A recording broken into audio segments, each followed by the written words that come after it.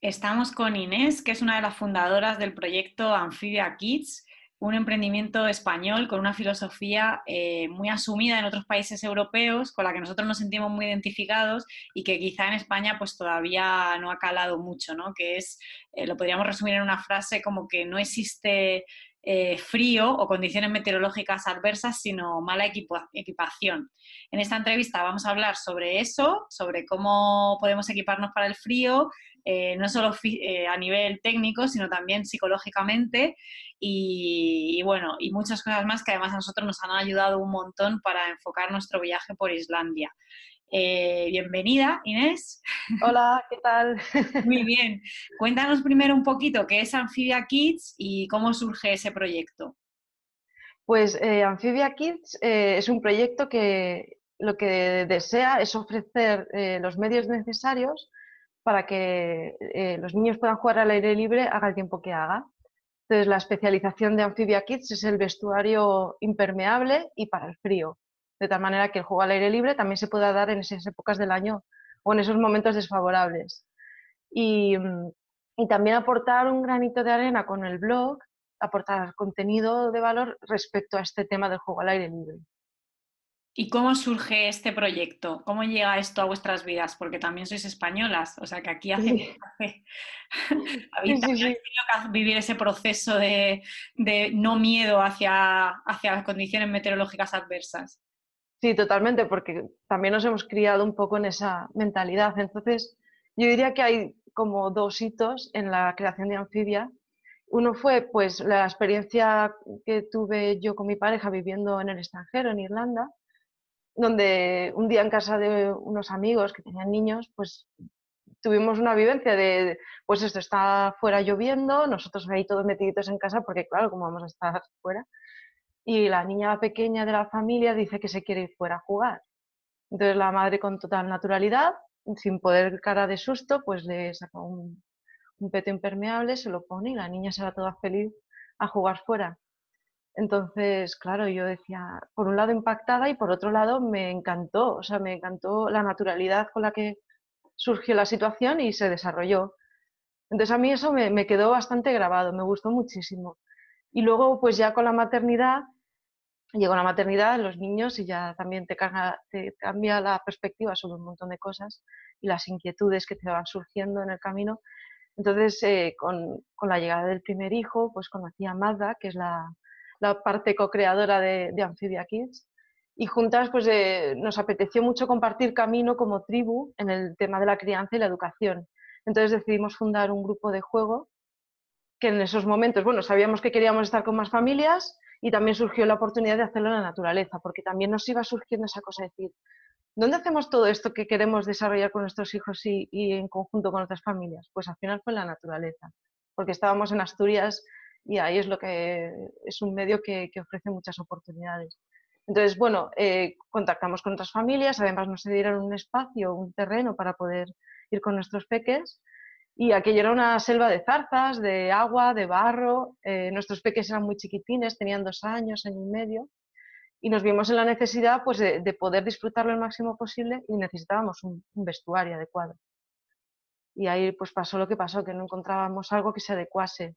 O no había nada aquí en España, lo que había no cumplía los requerimientos, ¿no? Para poder aprovechar aquello al máximo.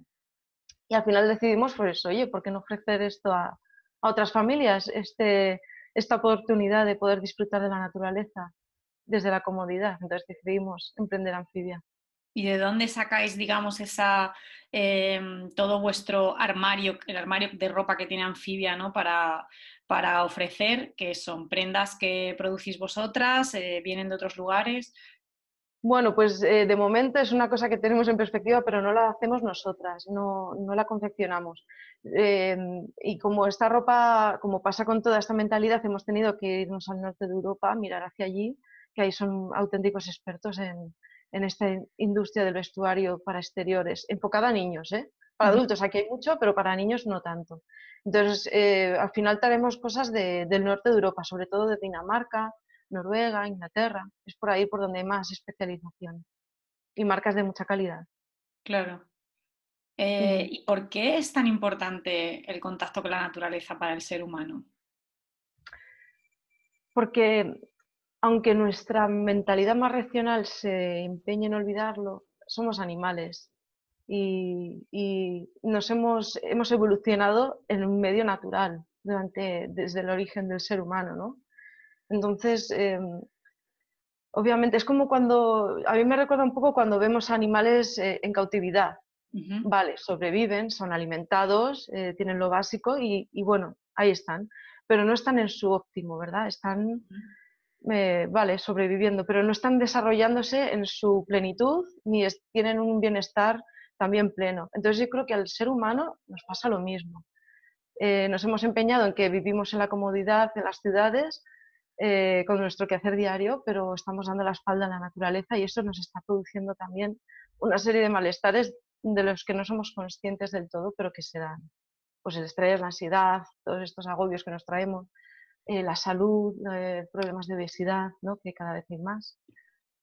Y bueno, pues es necesario, ya se está viendo incluso desde el ámbito de la salud y desde muchas consultas médicas, ya están recetando naturaleza porque está claro que necesitamos de ella para poder estar bien. ¿Y cuáles entonces los beneficios? O sea, evidentemente el ser humano lo necesita, ¿no? Pero en concreto en Sí, una etapa de desarrollo tan brutal como es la infancia e incluso los bebés, ¿no? Que nosotros los vemos siempre como muy, como si fueran objetos de cristal, porque los vemos muy indefensos cuando nacen y sí. quizá intentamos limitar en ese sentido su exposición al exterior, especialmente eso, en países en los que estamos acostumbrados al buen tiempo, porque Ujú. ahora en Islandia lo hemos visto y lo conoces, la famosa siesta nórdica, ¿no? Que ves Sí. a los bebés echándose la siesta en el carrito, la mamá tomándose dentro un café en la cafetería con sus amigas y el bebé fuera, ¿no? O sea, ¿cuáles son todos esos beneficios que tiene jugar en la naturaleza para niños y más en concreto para bebés? Pues para bebés, fíjate, ya desde el vientre materno, ¿no? Si como hemos dicho antes, el ser humano necesita estar en la naturaleza porque estamos mejor, pues la madre que está gestando, si está mejor, también su bebé están tan conectados que también va a estar mejor, ¿no? Si sus niveles de estrés o su sensación de bienestar es mejor, pues para el bebé también lo es. Una vez nace el bebé y siempre desde la seguridad de estar con la madre o con el padre, Uh -huh. pues lo mismo, va a disfrutar de ese bienestar en el medio natural, porque además esos bebés siguen vinculados, o sea, se están desarrollando igual que un bebé de hace miles de años, ¿no? Entonces ese bebé está disfrutando de una estimulación totalmente acorde a lo que está preparado un bebé cuando llega al mundo, a estar cerca de mamá o de papá, estar en un ambiente relajado y tranquilo y sin estrés y recibiendo una estimulación que es coherente. Es decir, hay un concepto que es muy bonito que se llama integración sensorial. Uh -huh. Y lo que un bebé siente en todos los aspectos, desde la vista, desde el oído, desde lo que siente en la piel, todo es coherente en la naturaleza. Entonces eso ya le proporciona, pues eso, y es una estimulación tranquila y suave, que hay veces que creemos que tenemos que exponer a los bebés a un montón de estímulos rápidos y tal para hacerlos más inteligentes y realmente estamos acelerando cosas. Ellos necesitan tranquilidad y algo para lo que su cerebro, un ritmo para lo que su cerebro sí que está preparado. Y la naturaleza ofrece eso con creces. Y luego pues llegan otros momentos, ¿no? De primera infancia Uh -huh. o cuando un bebé, por ejemplo, empieza a desarrollar sus primeros movimientos autónomos. La naturaleza también es maravillosa para ofrecer esa libertad de movimiento, de exploración. Ahí el desarrollo sensoriomotriz también es muy bueno, porque pueden encontrar multitud de texturas, de colores, de sabores incluso, porque los bebés pues, es lo que es y acaban metiéndose palos, piedras y hojas en la boca. Y eso es parte de cómo aprenden el mundo, ¿no? Y en el medio natural eso es fantástico. Y ahí, precisamente al hilo de lo que comentas de meterse palos en la boca, piedras, etcétera, ¿qué nos pasa a los padres cuando tenemos bebés pequeños y sobre todo en un país como España, que prácticamente todo el año tenemos muy buen tiempo, cuando llega el invierno o cuando llega la lluvia? ¿Qué nos pasa? Uy, pues que nos vienen esos super miedos que tenemos, ¿no? Y esos prejuicios que tenemos sobre lo que es el mal tiempo. Es decir, por un lado, como tenemos buen tiempo todo el año, ¿qué más me da si me meto un poco durante el invierno en casa, ¿no? Claro, Eso por sería un la lado. peli, mantita. Claro, pelimantita, tal, bueno, total, ¿qué pasa? Pero bueno, eso también habría que preguntárselo a las familias que viven en el norte, porque vale que en muchas regiones de la península hay buen tiempo, primavera y verano lo tienes ahí asegurado, pero en el norte ni eso. Mm, Entonces hay muchas familias que están recluidas igual muchos días al año, no solo en invierno y con frío. Y entonces está ese concepto. Y luego, por otro lado, también es cambiar un poco la perspectiva de el día de lluvia. ¿Por qué no lo aprovechamos? Porque todo nuestro entorno se vuelve muy diferente cuando llueve. Y a veces que me viene a la cabeza esos momentos que nieva y cuando nieva todo el mundo se vuelve loco y sale a la calle a jugar, ujú, porque claro, es algo tan extraordinario, pero la lluvia en cambio como que nos es un poco antipática. mm. Y también me ofrece un montón de opciones de juego muy diferentes. Por ejemplo, el parque que suele frecuentar nuestros hijos, que normalmente es arenoso y polvoriento, de repente se llena de charcos, de barro. El tobogán resbala un montón si te tiras por él. Entonces, estás dando una nueva perspectiva a tu entorno más habitual. Y creo que también habría que decir a las familias que sería muy bueno aprovechar eso. Es una estimulación preciosa y muy valiosa para los niños. Y luego ese empoderamiento que es ese verse fuera con la lluvia, mojándote, ensuciándote y volver a casa a ese calorcito, que tenemos la suerte de poder volver al calorcito, pues eso te da no sé, una especie de ánimo, de fortaleza también muy especial. Sí, y una sensación de muchísimo bienestar, ¿no? Sí, Eso es lo que hemos sentido nosotros en el viaje, como que estabas fuera y te estaba dando el viento en la cara y todo era súper así como un poco hostil y tú sí. estabas ahí como luchando, ¿no? Contra las condiciones y después te metías dentro de la camper y es que decíamos, joder, que bien dormimos todos los días por la noche, ¿no? O sea que Se valoran las cosas, ¿eh? Sí, sí. sí. Y bueno, ¿qué pasa? Que tenemos al final, yo creo, como muchos falsos mitos, quizá por eso, por no estar rodeados de mal tiempo, entre comillas, muy a menudo, y lo tenemos muy asociado también a enfermedades. Cuéntanos un poco sobre eso. Todos esos, ¿cuáles son esos falsos mitos sobre que el frío está relacionado con las enfermedades y qué hay de verdad en todo eso?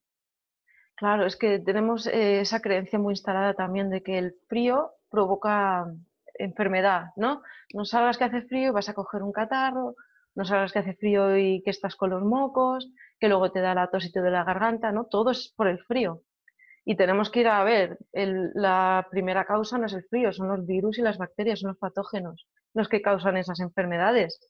Y vaya de casualidad que es que esos patógenos no se cogen con facilidad al aire libre, sino en los interiores. Ujú. ¿No? Cuando nos empeñamos a pasar el fin de semana en el centro comercial, porque total está lloviendo, y ahí es donde estamos todos súper cerca unos de otros, con el todo calefactado, ¿no? Con el calorcito que favorece tanto que aquellos patógenos se proliferen más, pues ahí estamos todos metidos, ¿no? En cambio, al aire libre es al revés, ese contacto tan directo no tiene lugar, no nos tesemos encima, y entonces primero poner en perspectiva dónde se cogen esas enfermedades, que es en los interiores, y luego ver cómo encima si estás al aire libre, se sabe que favorece mucho el desarrollo y la fortaleza del sistema inmune. Es decir, que una vez adquieres la enfermedad, porque has estado en un interior o por los peques van al cole, es inevitable, pero bueno, el sistema inmune de esos niños que están muy en contacto con el aire libre, el frío y la intemperie, tienen un sistema inmune más fuerte.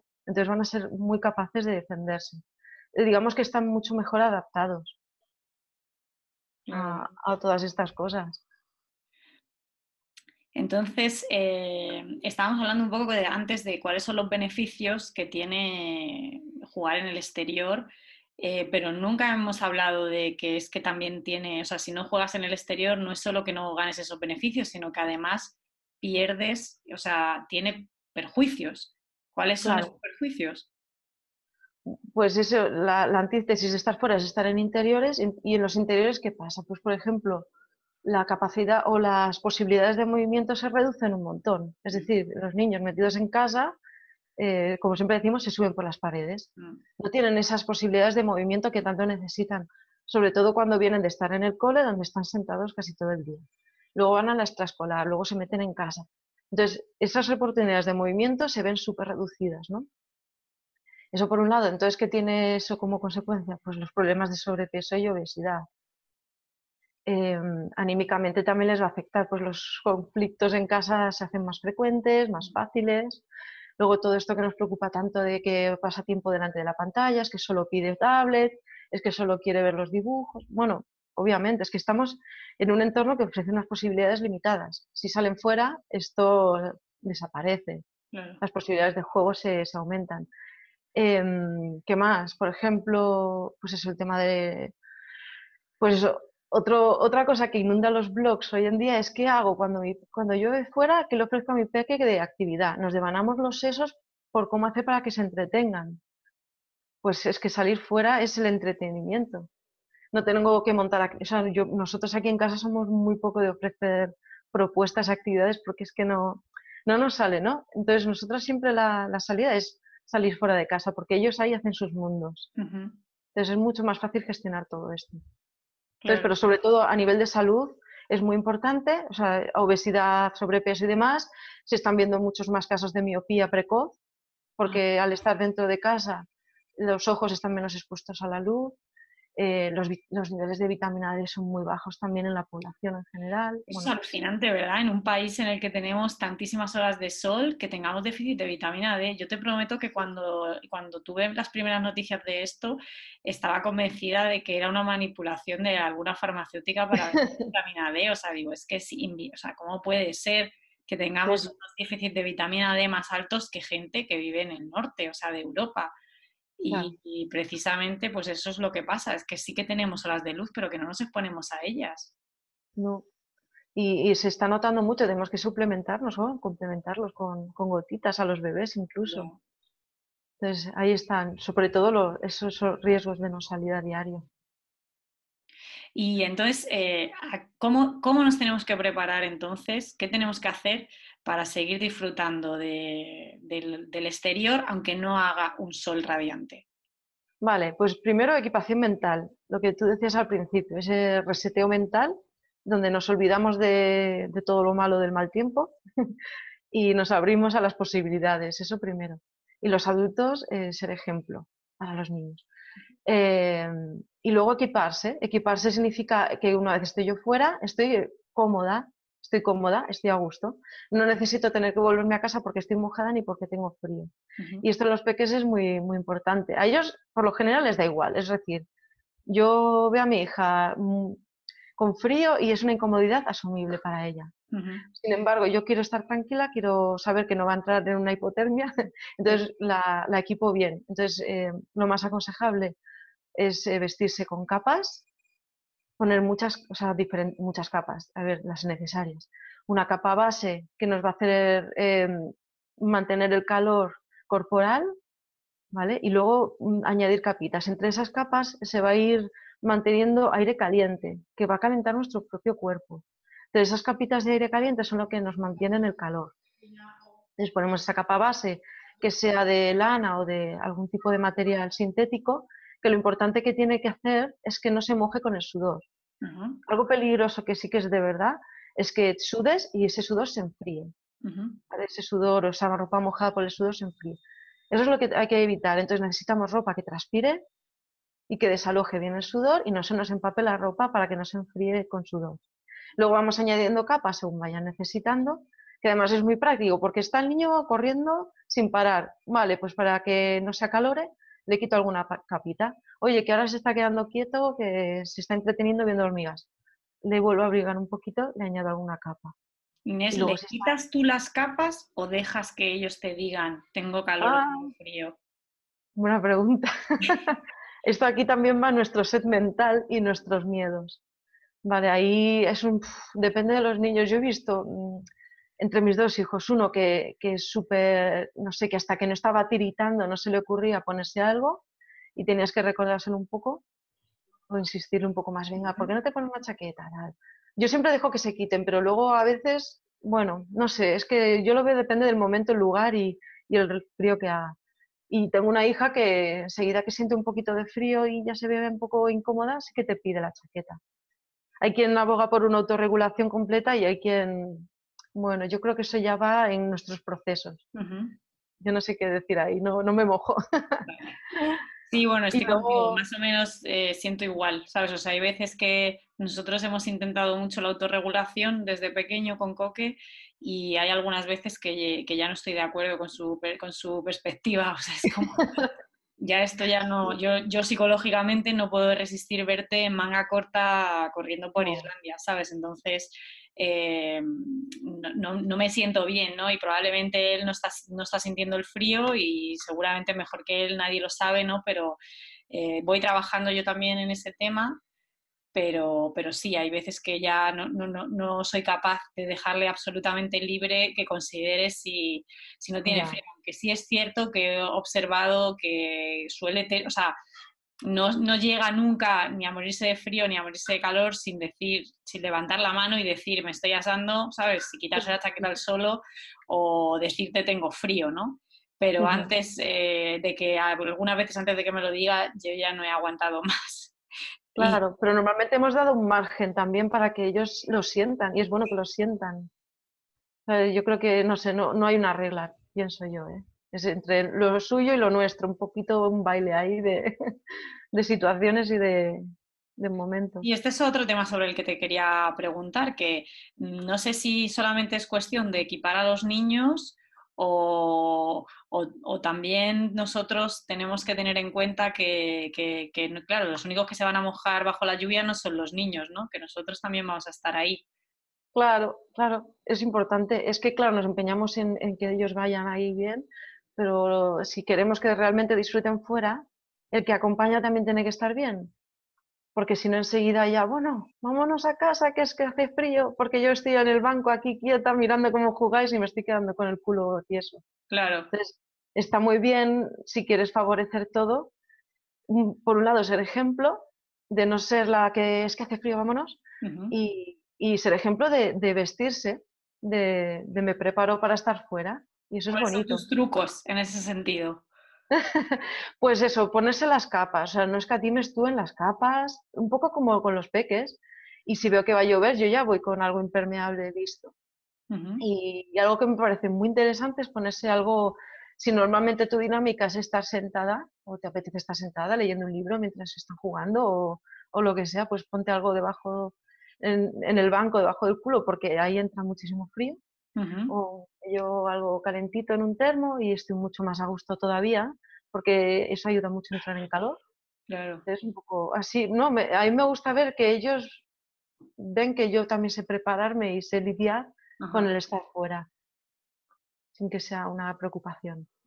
Y al hilo de todo esto que comentas, habíamos investigado un poquito nosotros sobre como una corriente educativa que se llaman escuelas árbol, que me imagino Mm, que serán como de los principales demandantes de este tipo de material que producís vosotras. ¿Y qué son exactamente esas escuelas árbol? Pues son escuelas que llevan su actividad totalmente o parcialmente, pero en gran medida al aire libre Ujú. y sobre todo en contacto con la naturaleza. En Europa hay un montón de este tipo de escuelas, escuelas bosque o escuelas en la naturaleza, que, bueno, normalmente ocupan o se ocupan de la etapa infantil, Ujú. de la etapa de educación infantil. En otros países creo que ya hay algo en primaria, pero bueno, no es habitual. Aquí en España lo que hay es para la etapa de infantil. Y eso fundamentalmente favorece el juego libre en la naturaleza. Se ocupan de ello. Y es eso, lo hacen todos los días, haga el tiempo que haga. Son niños y niñas súper adaptados a estar fuera siempre. Es muy bonito, además, es muy bonito.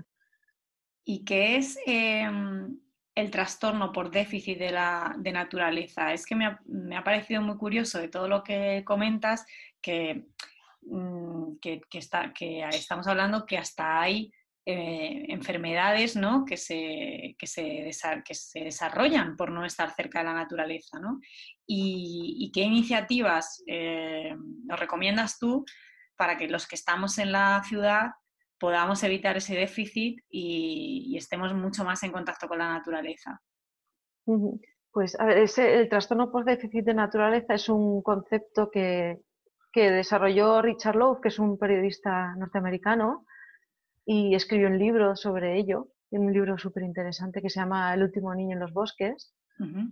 Entonces ahí él reflexiona sobre cómo fue su propia infancia, llena de juego en la naturaleza como algo súper normal y habitual.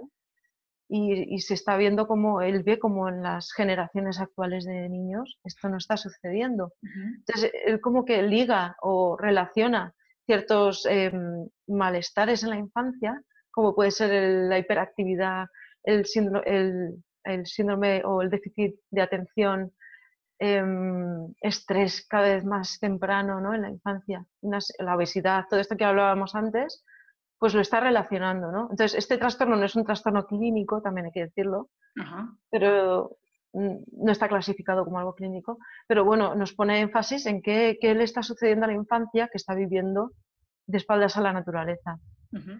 Y es un poco lo que dices, es muy curioso que eso, hablamos mucho de los beneficios de la naturaleza, pero no nos estamos planteando qué pasa por no estar en la naturaleza, qué le está pasando al desarrollo de la infancia cuando no está teniendo ese vínculo.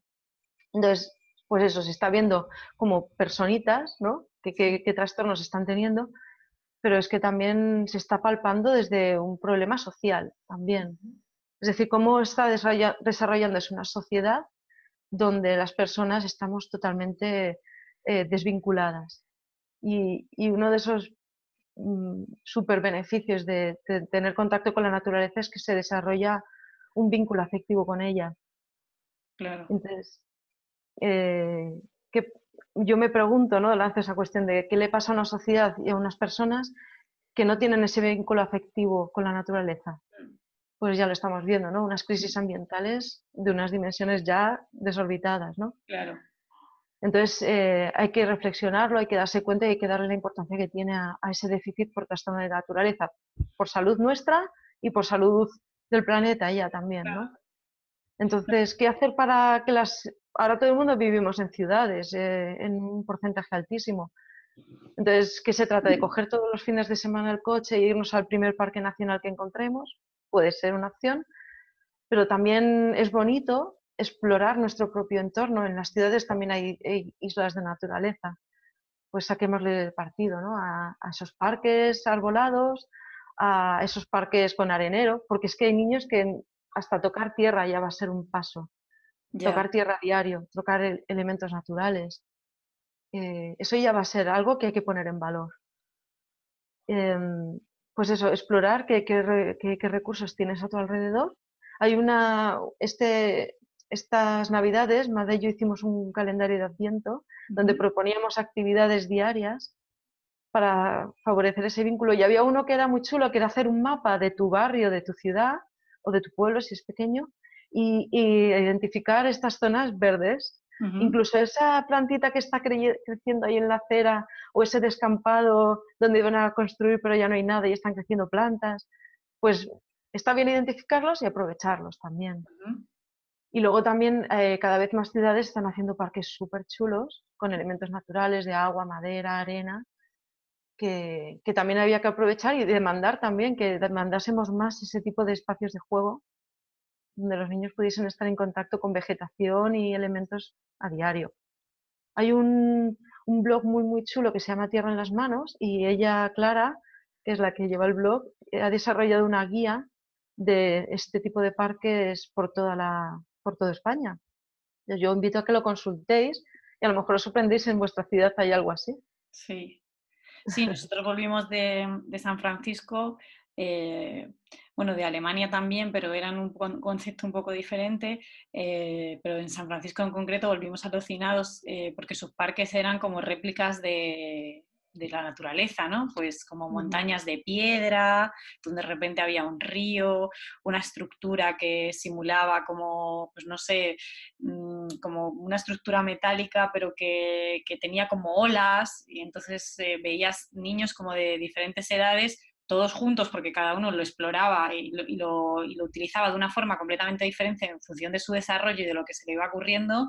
Entonces Sí. veías algunos corriendo por encima de pie de las estructuras, otros que eran más bajitos a lo mejor y más chiquitines colgados. Eh, y claro, me parecía como que nuestros parques se quedaban como muy limitados al lado de los suyos, ¿no? Decía, no, nuestro tobogán lo que se puede hacer es subir las escaleras y bajar por el otro lado.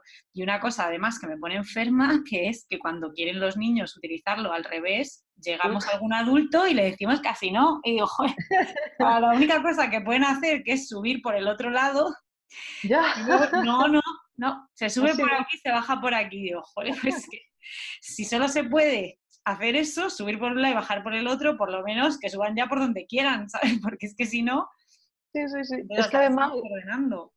claro, eso que dices es muy interesante porque además nos pasa o sea, que tenemos todos estos beneficios de juego al aire libre, pero hay que saber acompañarlo. O sea, es decir, cómo estamos los adultos al lado de todo eso es muy importante. Y también hay que desestructurarse un poco para decir, oye, que es que le está sacando partido al tobogán, Claro, está haciendo un reto, está comprobando la gravedad, es que está haciendo, o sea, las cosas no son ABC y que yo me doy cuenta en los parques que no callamos los ya, adultos. sí, eso es Es- también es- otro trabajo heavy que hay que hacer. es- Mm. sí, sí, entonces si queremos sacar el máximo provecho a este tipo de juego, no repliquemos lo que no queremos, o sea, todas esas actividades dirigidas que tienen todos los días, por lo menos en ese espacio y en esos momentos, que tengan su libertad, que Mm. es muy importante esto también. Eso también me gusta mucho que lo comentáis vosotras en el blog, cómo la naturaleza es un espacio muy integrador, ¿no? Que deja, que tiene oferta como para todos los gustos y para todos los momentos vitales, ¿no? Cuéntame un poco sobre eso.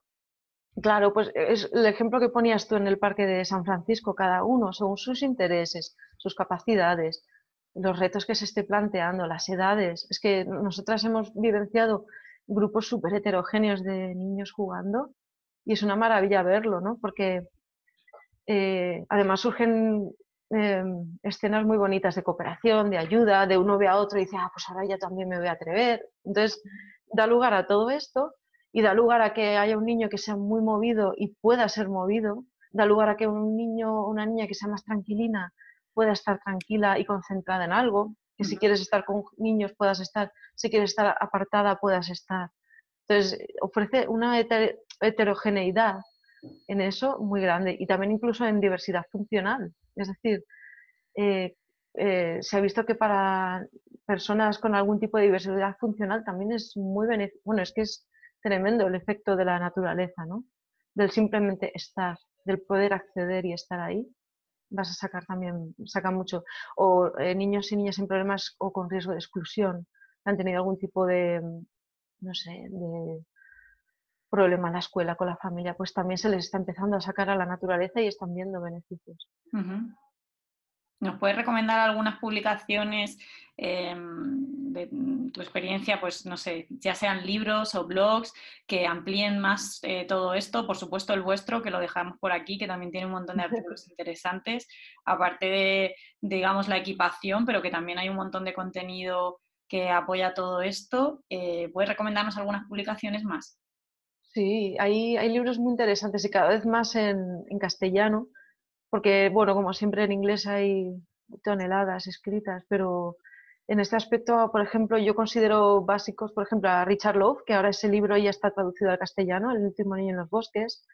Otra autora que para mí ya es imprescindible es Katia Hueso, Ujú. que, que tiene un libro sobre nuestra relación con la naturaleza, se llama Somos Naturaleza, y acaba de publicar ahora uno que yo me lo estoy empezando a leer, que me acaba de llegar, lo tenemos también ahora, que se llama Jugar al aire libre. Es un libro Ujú. específico sobre el juego al aire libre, y que Freire es otra autora bastante importante y referente, que tiene un libro que se llama Educar en Verde.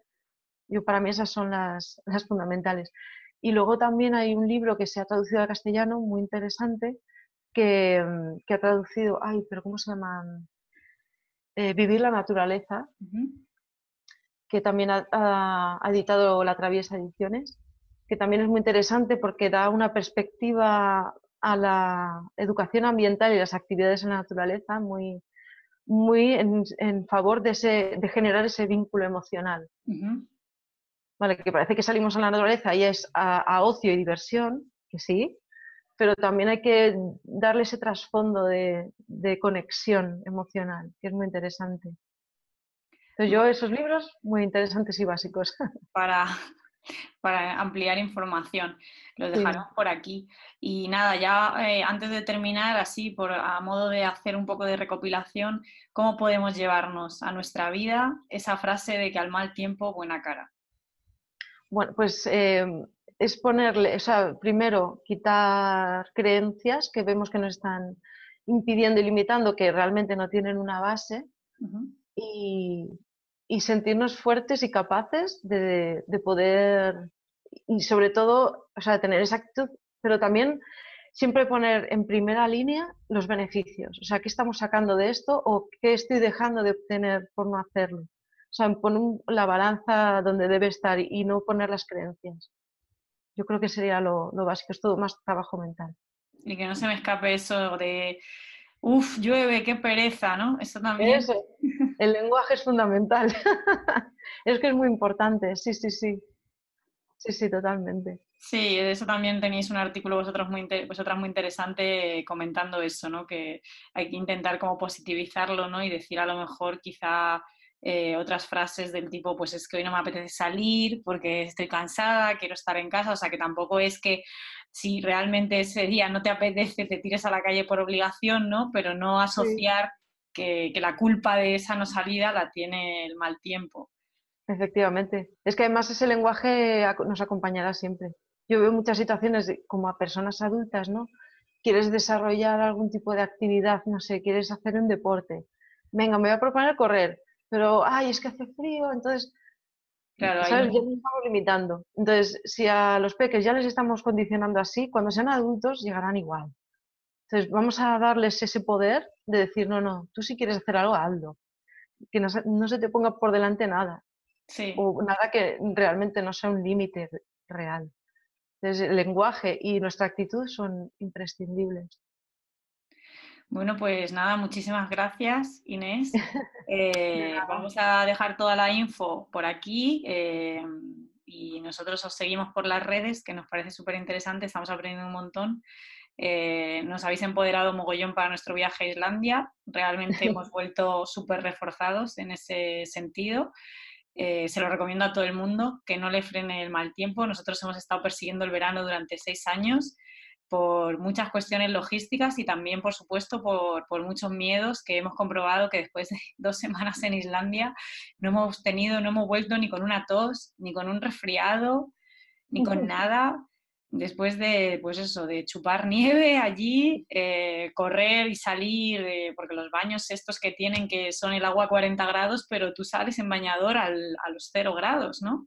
Sí, sí, sí. Y, o sea, recuerdo ese momento, el primer momento de pánico, de verdad, de decir, o sea, nos vamos a morir. O sea, es que evidentemente soy la peor madre del mundo que saca a su bebé en camiseta, ¿no? O sea, en bañador y lo va a meter, ¿no? O sea, va a estar a 0 grados durante un trayecto hasta que llega al agua, ¿no? Y teníamos tanto pánico que yo no paraba de preguntarle a Coque, pero Coque, por favor, si tienes frío, dímelo, ¿eh? Si tienes frío, dímelo, ¿no? Y cuando lo sacamos de la piscina y llegamos dentro a la parte de duchas, me dice, pero mamá, vamos a la piscina otra vez. Ah. O sea, le había parecido la pera. Y al día siguiente, cuando nos levantamos, nos dijo, ¿y la piscina? En su memoria, claro, él no ha percibido para nada el pánico que teníamos nosotros, ¿no? De hecho, salimos tan corriendo cuando lo sacamos del baño que casi nos escurrimos, ¿sabes? Como rápido, o sea, que no le dé el frío. Y encima él se partía de risa, claro, porque hacía más gracia todavía que nos cayéramos, ¿no? Ha sido como un aprendizaje muy grande y que creo que es genial que más personas, sabiendo todo lo que sabéis vosotras y teniéndolo en cuenta e integrándolo, pues podamos disfrutar eh, pues en nuestra plenitud del calor, del frío, de la lluvia, del viento y de todo.